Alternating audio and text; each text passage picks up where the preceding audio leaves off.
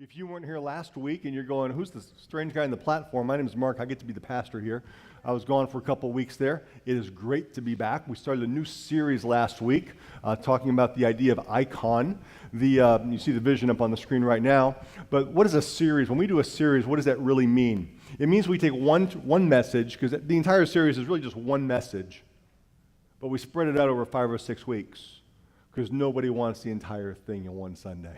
It's way too much for one Sunday. So we split it up and break it up a little bit. We just started it last week. So if you're just catching in, this is a perfect time. If you're kind of still checking this church out and you're trying to figure out what makes its heart beat, what makes it tick, this is an excellent series to be at and probably a great message to understand. As you heard Eli say earlier, we exist to build vertical and horizontal relationships. And we do that in multiple ways. One way we'll be doing that today is at the end of the message, we'll have an opportunity for prayer down at the altar. The pastoral staff will be down here. If you've got a special need, you want prayer for healing, while Zeke is leading the worship team, we'll have that opportunity ready for you. We try and get people connected into circles. Sitting in rows today is good. Sitting in circles is better. That's why in your front pocket there, in your chair, you actually see a different card there, recruiting life group leaders right now. Maybe God's stirring that in your heart. If you're joining us online, we are so glad you're here. And if you are sitting in the audience today and you're going, Pastor, you greet those online people all the time. Are you serious? Come on, there's 3 people watching and one of them's your mom, right? Right? What, you think you got a TV ministry, Pastor? Look at me. This hair is not good enough for TV ministry. All right. So we'll actually show you exactly how many people have been watching later in this message. So if you're following along on your notes, we exist to build vertical and horizontal relationships. We see that in what Jesus said that people call the Great Commandment. Love the Lord your God with all your heart, soul, and mind. This is the first and greatest commandment. The second is just like it. Love your neighbor as yourself. That is our what. What do we do here? We build vertical and horizontal relationships. Love God, get people connected to each other. Where do we do it? That's not the Great Commandment. That's the Great Commission. Go and make disciples of all nations. Baptize them in the name of the Father, Son, and the Holy Spirit. Teach them to obey.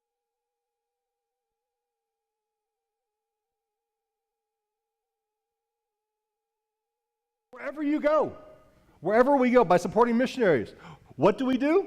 We build vertical and horizontal relationships, Great Commandment. Where do we do it? Great Commission. Why do we do it? That's the great context. In the beginning, God created the heavens and the earth. It's all His. And when it all comes down, we're all going to stand before Him again today. Yesterday, I had a long run. I'm training for a marathon. And you realize you can listen to the book of Revelation in 70 minutes? I listened to the entire book of Revelation in 70 minutes. And it was only at 1.25 speed. It wasn't at 1.5 speed. And it kept popping up. And the books were open, and the dead were judged by according to what was written in the books. It is destined to man to die once and then to face judgment. Why do we want to get people connected to God? They're going to face judgment. Everyone in this room is going to face God. We're all going to face Him. And not just to be judged for what we did wrong, but be rewarded for what we've done for Him in spreading His kingdom and doing what He's called us to do. So if we can get somebody who is far from God closer today, fly the W, that's a win. If we can get someone who is far from people, closer to other people, maybe connected to a life group, fly the W, that's a win. Are we going to maintain the status quo here? Or are we going to do what the radical founder had in mind when he started this thing? Let's do what the radical founder had in mind when he started this thing. If you don't think Jesus was radical, just ask yourself the question, why did they kill him? Rome wasn't going around saying, hey, you're a nice guy that doesn't cause any problems, let's kill you. No, they were killing people that were raising a ruckus. So in this series, we're wrapping our head around the idea of an icon, which is a symbol. We see them on our phones and on our devices all the time. Last week, the first icon we looked at was the idea of save. Save. The Son of Man came to seek and save what was lost. And when we see Jesus on the cross, it's pretty obvious we know we can't match up to that. That's why we reminded you last week that Jesus, we can't match up to that. But if we don't look at Him as our example on a cross, but we realize He's our sacrifice for our sin, not just an example on how to love others, but He's our sacrifice for us, He can save us. Because when we look at the cross, on the cross, Jesus was treated by the Father as if He had done everything we had done. Lust, rage,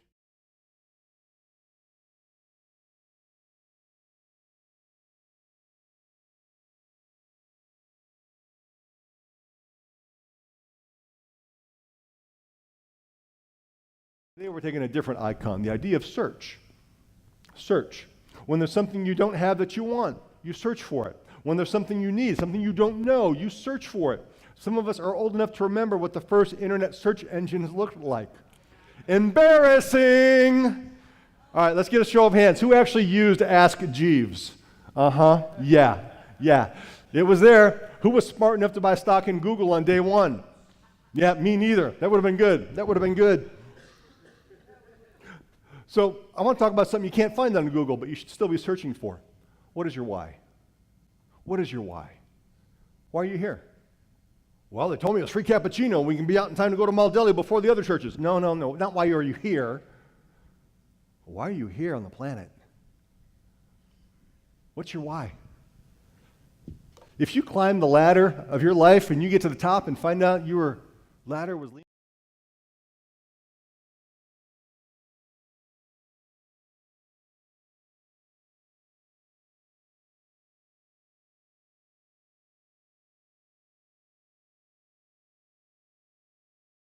best guess is most everyone here can do it. Think back to your very first visit to this church.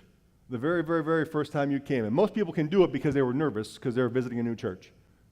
What are they going to wear? Are they going to be judgmental? Are they going to get the snakes out? No snakes. They're in the basket outside. What's the memory you have from the first time? What were you searching for that first day? Why'd you come? You were searching for something. It wasn't like, man, I got too much free time on this Sunday before my tea time. Let's go to church. No, you weren't doing that. What were you searching for? Hope? Searching for God? Searching for a date because you're lonely and you're tired and you're tired of the bar scene? Searching for some connection? What is your why? And who knows what your why is? You've got people in your life that want to tell you what your why is. Your boss wants to tell you what your why is. Maybe your mother-in-law wants to tell you what your why is. Maybe your spouse wants to tell you what your why is. Your kid wants to tell you you are the reason for your existence is to be a personal ATM for me. But who knows what your why is? Is it to exist until you exit? See, in a traditional mindset, we think the reason I am here is for a family and provide a good family, but families fall apart. Then what? In a modern mindset, we go, my purpose is to earn some income and have a good career so I can have freedom and autonomy to do what I want. Well, bodies fall apart and careers go upside down. People go bankrupt. Then what? Why are you here? What is your purpose? What does God have for you to do? The goal of life is not to arrive safely at death. The Mark Batterson quote. That's not the goal of life. Hey, I made it to death safely. Woohoo! And just avoiding death is not pursuing life. No, it's just existing until you exit. Who knows what your why is? It's a rhetorical question. The answer is obvious. You're in a church. It's a pastor preaching from the Bible. He knows what your why is. So how are you going to get to know your why? You better get closer to him so you can understand and grasp what your why is. As we think about the idea of purpose, let's go corporate now. What is Flag's why? What is Flag's why? Why do we do what we do? Why do we do it the way that we do it? Why did Nikki Beischer get here before 8 o'clock to watch babies and kids in nursery 2? And I asked her and talked with her. I just love hanging out and holding the kids. I just love doing that. Man, I don't step on my toe. And we're just talking about everything going on in the nursery. And she just loves doing it. And her kid just got married. She married her kid, Brad, married Marissa. She goes, man, I don't want them to wait before they have babies. But if they had one, I'd hold the baby. Does she know what her why is? Oh, yes, she does. It's one of her whys. Absolutely. Let me tell you about Jim Peterson. Jim, where you at? He stepped out. Jim's our head host today. Jim was here early. Jim came up to me while they were putting the table up here and says, Pastor, you want me to bring some chairs in? I was like, man, it doesn't look like it's that full. But he was already thinking ahead. Why was he doing that? Why was he thinking ahead? It's just church. Why do we have a backpack outreach coming up? Come on, it's really only about $10 or $15 worth of school supplies. Why are we doing that? Why are we encouraging people to get into circles and life groups? Why not just come to church, pretend to say hi to everyone, don't learn anyone's name, and go home and stay out of circles and just sit in rows? Why do we bother? Why do we do that? Well, the verse is on the screen. Why? Because Christ's love compels us. That's not just enough to get our own get out of jail free card, get out of hell free card. That's not why he saved us. It's just so that we can escape hell. It's that we can live in and for his kingdom. Christ's love compels us that he died for all, and that those who live should no longer live for themselves, but live for him who died for them. Therefore, if anyone is in Christ, he's a new creation. Old has gone, new has come, and all this is from Flag Church. No, it's not. All this is from God, who reconciled us to himself. We understand the idea of reconcile. Hey, we were dating. Hey, we were married. Hey, now we're not. We're mad at each other. Reconciled us to God. Christ reconciled us to God. But here's the crazy part then. God was reconciling the world to himself through Christ, and then he is committed to us. And by the way, he didn't ask you if you wanted to communicate the message of reconciliation. He committed it to us. He didn't ask. Some of you ever have like a 12-year-old and you told them something, they go, I'm not sure. And then you have to tell them, I wasn't asking. I wasn't asking you to take the trash out. I wasn't asking for a theological discussion about it. Take the trash out! He's given to us the message of reconciliation. We are therefore, you are Christ's ambassador, representative. You are. It's as if God was making his appeal through us. And some of you are going, I think he'd make a better appeal if he made it through somebody else. He didn't pick someone else. He picked us. And Carl Rogers could take this message and preach the same thing over at Pitt Naz, every individual church in town. We're focusing on the one that we're a part of and the one that I get a chance to lead. So we implore you on Christ's behalf. Because Christ's love compels us, we implore you, be reconciled to God. Don't just come to a local church. Be reconciled to God. Be reconciled. Why? What is Flag's why? Christ's love. That's what compels us. We're going to operate faithfully, but not out of duty. We're going to operate faithfully and be consistent and maintain excellence because of Christ's love. That's why Jim's walking around, seeing if a family of 4 walks in and has a spot where they can sit beside the Shamu zone here, right here in the front row. Do you realize in 20 years you're going to have to explain to everybody under 20 what Shamu zone means? Yeah. That's going to be a dated term. We understand that we need forgiveness, that we're not guilt-free or shame-free, but it's not because of guilt that we do what we do as a church. It's because of Christ's love. Do we work as time is limited because we have but this one life, and this is not your practice life because we only have the one shot, but it's not because of pressure we're going to go ahead and do it. It's because of Christ's love. That's why we're going to do that. And though we're always trying to improve, and if you don't know, we usually disappear in between first and second service for as little time as possible in my office, not to avoid people and eat donuts. There's no donuts back there. But the reason we do it is so that we can find out what happened in first service, how can we make it better? Why? Because we want to be more excellent and we want to be fancier? No. Christ's love compels us. What didn't work in the message? What wasn't clear that could be changed so we can do a better job? Because the great commandment is still there. We're trying to love God with everything that we have and draw people to him and to each other. And the great commission is still there, and we're in Pittsburgh, Kansas, so we're going to do it right here. But it's not just that. It's also the great context. Every single person that was in first service is going to meet God someday. And it may not go well for all of them. Keep in mind, Jesus died between 2 thieves. One of them repented, which tells us no matter how bad you've been, you don't need to despair. One of them did not repent, which tells us don't presume. And don't just assume. So therefore, because God's making his appeal through us, as if we are Christ's ambassadors, it's Christ's love that compels us to tell people to be reconciled to God. So if that's the case, what on earth does our appeal look like as this church? I can't speak about Pitt Naz's appeal. I think it's pretty solid. I can speak about how does our appeal look as this church? Is our appeal of telling people to be reconciled to God, is it right and accurate? Which is not hard to do. Or is it effective and fruitful? Because you've all met people who are right and accurate, but they're absolute jerks, morons, and arrogant. That's easy to pull off. It's natural. Everyone thinks they're right. What can we do? Can we go beyond right and accurate? Are people actually hearing his appeal that's coming through us? Are people actually being reconciled to God? Or are different people coming to this church and showing up and going, I visited 3 other churches. I like the way you guys do this. I like the way the worship team is. I like the comfortable seats. I'm going to choose this church. Well, now we're no different than between choosing Walmart and Target.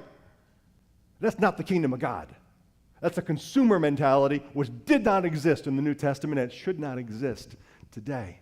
On our sabbatical, Sarah and I got a chance to visit 4 different churches over those weeks. And some of the stuff we saw were great ideas that we can't wait to figure out a way to implement. Some of the churches we went to were churches for church people. You're an expert at what you do. I'd like to think I'm pretty knowledgeable at what I do. And when I walk in, when I walk out, some things just made me sad and mad. Some things made me really glad that I did not bring an unsaved person, an unchurched person to sit with me in that service. They would have walked out going, well, what was that about? Why did, over the head. One church we went to, people were, hi, hi, hi. No one asked my name. Not one. Not one. And that breaks my heart. And that's unacceptable for us here.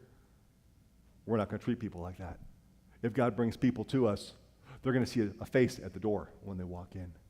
They're not going to walk into a faceless door. They're going to be treated as best as we possibly can. And I absolutely hope tons of pagans and atheists come walking through the door. And the only thing that should be offensive that comes out of us is, no, I'm sorry, it's the cross of Christ, and that's the only way. That should be the only stumbling block that we offer people. Not they come in and they're bored or they're brushed off or they're bombarded with, here's 40 rules you got to do before you can go ahead and do what's right. And God might be pleased with you. No. When God's grace and truth is poorly represented by people that are called to represent Him, that's just something that's a non-negotiable for me. That just can't be. That just can't be. No wonder so many people are hesitant to walk into a church. You invite someone, you want to come to church? And they go, no, I've been to church. Let's stick out like a sore thumb. Do you realize that's why some people watch online? They're scared to walk in the door. They're nervous to walk in the door. They don't know what it's going to be like to walk in the door. And by the way, hi, if you're watching online, we're talking about you. Yeah, you! I know, you guys think it's two people and my mom watching. No, my mom's not up yet. But let me actually tell you who's watching. I'll show you. That's the actual online attendance numbers. No fudging. Matter of fact, we fudge it down. There's about 3 or 4 different metrics that we can go by. That's the lowest metric we can use. And so that's the one we use. Let me get a quick show of hands. How many in this room have watched online before? Okay. Now, put your hand down. How many of you watched online and there was someone else with you while you were watching online? We have no idea how to count that second or third person watching. So if anything, these numbers are skewed low. That's exactly how many are there. And before I go releasing some other stats to you and showing you some stuff, I want to be really, really clear about the heartbeat here. Every number has a name. And I guarantee you, I know more names of them than anybody in this place. And every one of those names has a story. This past week, I got up a little bit extra early on Friday and was sitting at a restaurant at 5:30 to hear somebody's story and spent an hour with them. They're one of these numbers, but they're not a number. They're a name. They've got a story, and the story matters to God. And because they have a name, and because they have a story that matters to God, they will matter to us. And that's what we will do. We will build vertical and horizontal relationships, and it may mean taking risks. It may mean trying things that other people aren't doing, and it may mean getting up at 4:30 to go meet somebody at 5:30 on Friday morning and eat breakfast, if that's what it takes. So as I'm showing you these stats and these numbers, please don't think for a moment we're just crunching numbers. No, we're talking about people. So back in February, the end of February, we handed a survey out at the end of service. Some of you might remember that. We only handed it out in this room in all 3 services. One of the things we asked, we had 2 different sizes of the survey, those who were new guests and those who were regular attenders. Definition of new guest was they attended 5 times or less. And so those are the ones that said 5 times or less. There were 47 of them. What does that mean? 1 out of every 7 people that were here that day were a guest. Do you realize that when you're taking time to greet, you're assuming that person next to you has been here forever? There's a 1 out of 7 chance they haven't. And this is just pure data, man. What does that mean? It means you're inviting people like crazy. We're making an appeal. As if God is making his appeal through us. We are making that appeal. What kind of guests do we have? Are these just other people that are trying to decide between what version of church they want to attend because they're already connected to following Christ? About half of them, by their own definition, or I should say their own admission, are unchurched. They said no. For the past 5 years, half of them say no. What does that mean? That means we're not swapping saints. We're expanding the kingdom. Let's keep doing that, Flag. That's what we're called to do. That's what we're called to do in terms of expanding the kingdom. So what kind of appeal are we actually having? Are we pleasing it? Is it stinky? What do people actually think when they come? 100% of them are satisfied. What does that mean? That means nobody spit on them in the parking lot. Nobody injured their kid in the nursery. The person handing them cappuccino smiled. The worship team was rehearsed. No one treated them horribly. What does that mean? Does that mean they got saved? No. What that means is we didn't make Jesus look ugly. The idea of Jesus the Christ and the gospel is the most attractive thing that's ever happened in human history. But why is it so many people aren't interested? Because too often the Christians in the church have made Jesus less attractive than what he actually is. So what are we doing well? We're not making Jesus look bad. Let's keep that up.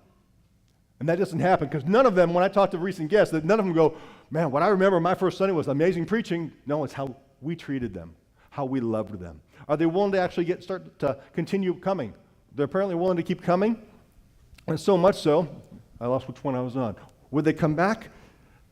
75%, or none of them said they wouldn't come back. Haven't you been at a restaurant before, and before you paid the bill, you already decided you weren't going back? And this was a number they could have easily said, I hate this place. They didn't. They didn't. 75% of them gave us the highest rating. And they said they would actually recommend us, which means they would put their name on the line to say, this is an okay place to attend. You won't get treated poorly. You won't get harshly judged. Doesn't mean we're going to compromise the truth. Not in the slightest. But they would actually recommend us to a friend that doesn't attend church. Are they willing to take a next step in being reconciled to God, or are they just like the free cappuccino and good music? 2/3 were interested in a next step. 2/3. That's amazing. No one's interested in God or the church. Maybe there's a certain version they're not interested in. Maybe it's the grumpy version. And that can be the grumpy old fart version, or that can be the grumpy young fart version. It's not an age situation. I've seen grumpy farts both old and young. Unfortunately, the young ones think they're more right than the old ones because they're young and they know everything. I used to be that. Pretty even male and female split. Age is interesting. This is just the guess, just those 5 times or less. 2/3 of them are under the age of 30. Oh yeah, it's a bunch of the kids. No, the kids aren't counted in this. This was just this room. 2/3 of the guests were under the age of 30. Millennials are leaving the church. Not always. Not always. What percent of our guests do you think are single and not married? The answer is 75. For the people who have come 5 times or less, only 25% of them, approximately, were married. Now let's totally twist it now. Let's take a look at the other side of what we learned. Not those who've come 5 times or less, but those who've come 6 times or more, whether they've come 6 times or 600 times. How long have they been attending the church? 53% of them have been attending less than 3 years. That means the whole place just about gets swapped out every 6 years. What does that mean? It means Southeast Kansas has a lot of real estate sales going on. People are moving. It also shows growth. It also means that series I preached 4 years ago that was so foundational, they weren't here for it. Which means we have to revision and retruth on a regular basis, which means if you've been here forever, if you were here before we put this building up, if you were here before we put the other building up, you're sick and tired of hearing me say some of the same things. You're a mature sheep. If you want me to do an amazing series on the intricacies and the exegetical, historical, canonical, grammatical breakdown of Habakkuk, chapter 3, I'm never going to do it because there's too many new sheep. Besides, you don't know if it's Habakkuk or Habakkuk. You have no idea how to even pronounce it. Truthfully, we really don't. We really don't. I lost my place again. How long have you been attending Flag? Are we swapping saints? Who's staying? 45% of the people who've been here more than 6 or more times, by their own admission, would say they've been unchurched, which probably is underestimated because some of those that said they were going to church regularly, were going Christmas and Easter and couldn't name their pastor. Yeah. Are they willing to take next steps and actually start moving toward that reconciliation process with God? 2/3 are in or have been in a life group. If you've slipped out of one, it's time to slip back in this fall. 2/3 are serving or were serving. If you've slipped out of serving for schedule, it's time to get back in and continue to serve. It's what we're called to do, to serve one another. This is one of the reasons we actually took the survey was, are we, as a church staff, making it not necessarily easy, but available for you to invite people? 58% of you invited people 2 times or more in the past year. That's amazing. For the people that haven't invited people, we'd love to see that move forward.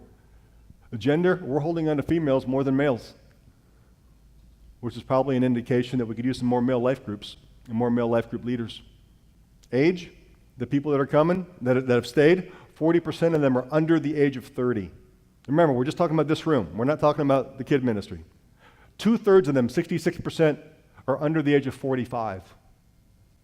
Our future looks good. How many of you are old? Let me see your hands if you're old. By your own admission, you're old. Todd McKnight, seriously? He's my age. That's why he didn't raise his hand. Well, Todd, you're older than 66% of the people that come, and so am I, and that's awesome! And let's keep going there. What does that mean? That if you're old, we're not going to sing your favorite song. And by the way, I've been here 18 years. We've yet to sing my favorite song. Yet. Haven't done it. I'll play it for you sometime this fall. I promise you. I promise you. And you'll go, now I know why we haven't sung it. So what is our why, Flag Church? Now, this is our why. It's people. I lost my place again. Oh, stages of life. But the people that come 6 or more times, 60% of them are married. We're not holding on to the unmarried people very well. Could it be they're more transient? Sure. Could it be they're less committed? Possibly. Could it be that we're not doing a good job? Yeah. Could it be that we could improve there? Totally. Totally. But this is our why. It's Christ's love that compels us. And it's those stories, not the numbers, the stories that fuel us. So Flag Church, wake up and stay awake. If we're not if we're not careful, we'll get comfortable. Comfortable is not good. Comforting is great. When you came in the first time, maybe you felt throat punched by life. We want to be a comforting place for you. Absolutely. Here's some cappuccino. Here's some encouraging. Here's some music. Here's some feeling of God's presence. We want to comfort. Absolutely. And when we comfort people, we're doing what God wants us to do. We're preparing someone who's been throat punched by life to move forward into their future. But if we get comfortable and we just sit back and think we're so awesome and start flipping channels, we're avoiding our future. Example, you finally had the courage to get out of a row and get into a circle and get in a life group. Awesome. God started changing you. Great. You got comforted. Awesome. But now you're so comfortable, you have an assigned seat in your life group when you show up at their house. Could it be that God might be nudging you to say it's time, because you're so comfortable, it's time for you to offer to someone else what was offered to you? Because there's nowhere in the New Testament you can see what God gave you was just for you. If so, why is it that once you're saved, God just didn't line up a truck driver to take you out? Boom, you're saved, let's go to heaven. That's the goal, right? No, it's not. The goal is not to go to heaven. The goal is to honor Christ. The goal is to worship Him. We can do that here as well as there. And I'm out of time, and I got a whole other page of notes. That's nuts. What is your why? What is Flag's why? What is Jesus' why? Real quickly. He said it's not the healthy that need a doctor, but the sick. I've not come to call the righteous, but sinners. That's why if you come here on a regular basis and you want to talk to me after service, I will tell you, I'm sorry, I don't have time. I'll meet with you this week, but I don't have time right now. Because so-and-so finally got their unsaved husband to come, and I got to make sure I at least get a chance to look him in the eye before he walks out the door. I've got to. Jesus got accused of hanging out too much with sinners. One day he was coming into a town, and everyone heard the religious guy was coming into town. The miracle-working rabbi is coming into town. The rabbi, the religious leader, is coming into town. So they all filled in and filled the streets. And there was a short dude that was rich and not a religious guy, a really bad guy, actually. They couldn't see Jesus, so he climbed up in a tree. And Jesus walked into town, and instead of saying, hey, you're religious, you're righteous, you do good, I'm going to sit with you, he goes, hey, I'm going to hang out with you. And the religious people were ticked off at Jesus and said, all the people saw this and began to mutter, he's gone to be the guest of a sinner. Jesus didn't stutter, he didn't change what he was doing. And he said what I told you last week, the Son of Man came to seek, to search. Google Alta Vista Excite or Ask Jeeves, it does not matter. Came to seek and save what was lost. Were you lost? You ever been lost? Not lost GPS-wise, but lost away from God. Were you lost when you walked into Flag? Oh man. Are you not lost anymore? Are you found? Awesome! Will you help us love those that are lost that are walking in now? Will you hold their babies? Will you teach and corral their kids? Will you maybe open up your home and let a small circle of people come in to love them? Because if you're lost, the church exists for you.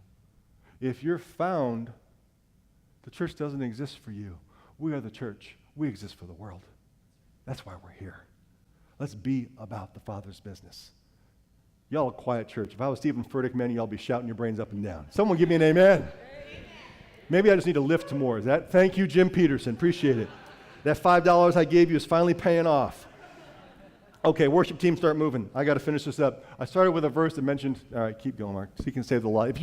If you're the type A, fill in the blank, it's to seek and save the lost. He died for all, that those who live should no longer live for themselves. If you're lost, you're living for yourself. I totally get that. I did that. If you're found, we don't live for ourselves anymore. We live for Him. We don't live for ourselves. That's the key word, themselves. They don't live for themselves anymore. I came across this point the other day. It's a powerful truth. I don't like it, but I can't disagree with it. There's a quote by a pastor named Andy Stanley. He said this: "Those who devote themselves to themselves will ultimately have nothing but themselves to show for themselves." If you can't say amen, say ouch. Yeah, it's accurate. We don't want our kids living like that, and we don't want to live like that. And I totally get there's so much going on in our life. But Pastor, you got to understand, I got this going. But Pastor, I got this. But I got to do this. But I got this. God's just going to have to wait. But I got to get the second job. But we got all these buts in the way, and they definitely get in the way, no doubt about it. There's one more but you need to get in there, though. It's Jesus'. They said this: but seek first. But seek first. And you know when he said that? Right after telling people, but don't worry about what you're going to eat. Don't worry about what you're going to drink. But don't worry about what you're going to wear. But I got to worry. But what about what I'm going to wear? But what am I going to drink? But how am I going to get food? But how am I going to get the... But first.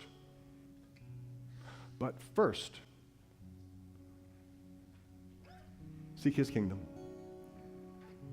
For those of us who have sacrificed and have done that, it wasn't easy, but God took care of our kingdom when we took care of His kingdom first. For those of you that think that it's just upside down and ridiculous, what's ridiculous is a man who doesn't know you yet willing to die on a cross for you. That's ridiculous. Maybe ridiculous is the wrong word. It's extravagant. And that's how He feels towards you. Stand with me, would you? And thanks for being patient.